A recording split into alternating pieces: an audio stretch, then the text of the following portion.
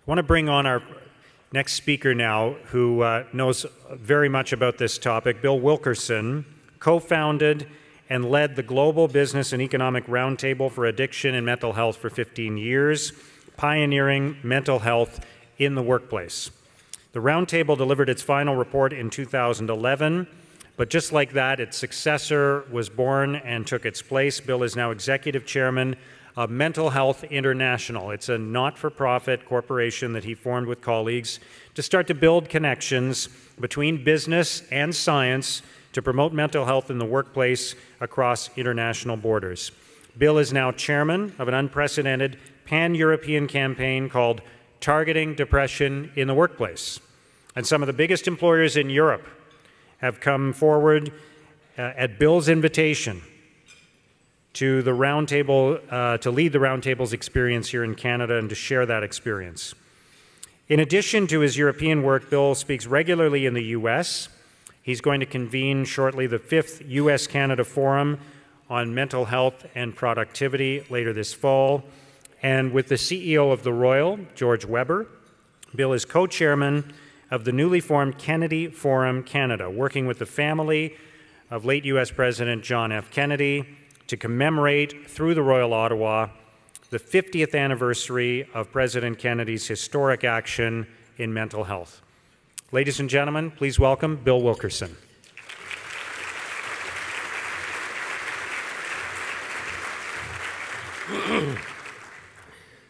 Excuse me, Mark, I thank you very much for that.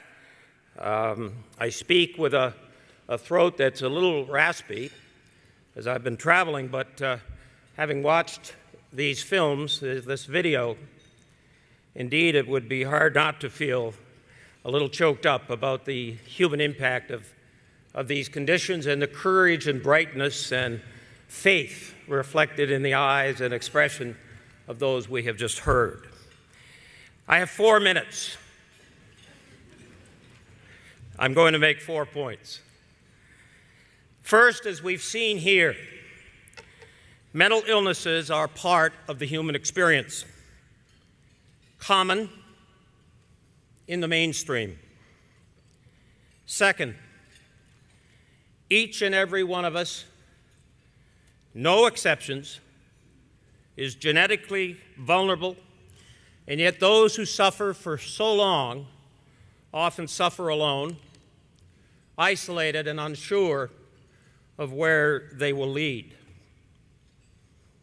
Each of us has the power to do something about that, to reach out to our friend, our coworker, our loved one, to penetrate that isolation and sweep it away. And third, in an age obsessed with age, getting older, wanting to stay younger, the face of mental illness itself is so painfully young. The average age of onset of depression and bipolar disorder is in the early 20s. Schizophrenia, age 18. Anxiety, age 12. And suicide is now the second leading cause of death of children in that age group. Take a second or 10 to consider that point and why we would take yet a day longer than necessary to quell the rate of suicide among our children. And we have known that tragedy in Ottawa in a meaningful way. My fourth point is what to do. I make long speeches to answer that question. Thankfully, not this morning. Because, for one thing, there's a short answer. Yes, we need better care, better access to better care. We need prevention of known risk. But more than that, among everyday people, with everyday jobs, with friends and places to go and things to do, we need to help those who suffer connect. At work, surely at home, and in the wider community. And the most powerful instrument of all, we need hope and we need love to share. From all these waters, everything flows, and from all these seeds, all else grow. And perhaps more than anything is the knowledge that mental illness signals not what we lack, but who we are, beings of a common and shared humanity. The next time someone looks at you in their distress, be it at work or elsewhere, look very carefully and very closely. You're going to see more than apprehension or fear. You're going to see more than pain. If you look closely, you'll see yourself. Because in the pain of each is the pain of all. Be mindful, be so mindful. We are in this together. The theme this morning is leadership. Compassion truly is the value of a leader. Affirmation of the worth of others is the act of a leader. The spirit of generosity leads change, no doubt about it. Common decency and common sense are the sturdy bookends of real leadership. And it is these qualities of leadership with which we fight mental illness.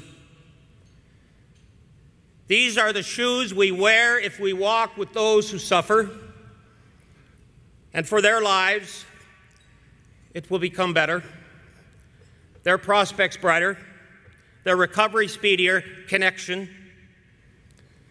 And in that spirit this morning, I ask you, like others will ask you, to support the work of the Royal, support its aspirations for national leadership in the fight against depression, concentrated so heavily among working families. And I'm wearing this coat, this jacket, this morning for a reason.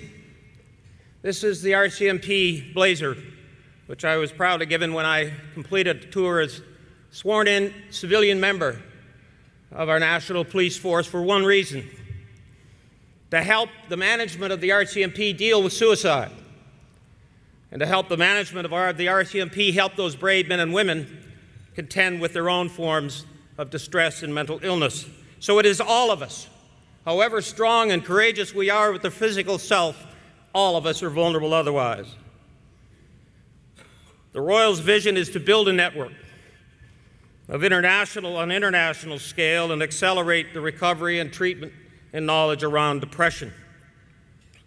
Simply getting people better faster. That's the vision of the Royal, as simple and profound as that is.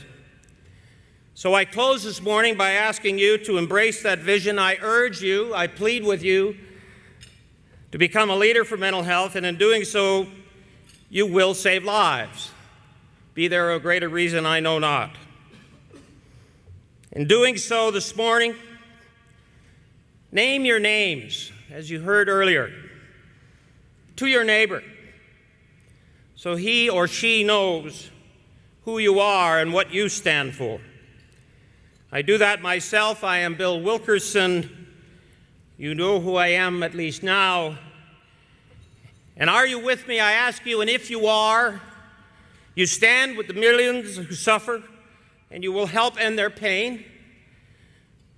If you are, you will light the light that starts their days and their lives anew, a light, if we will it, as bright as God's sun will allow.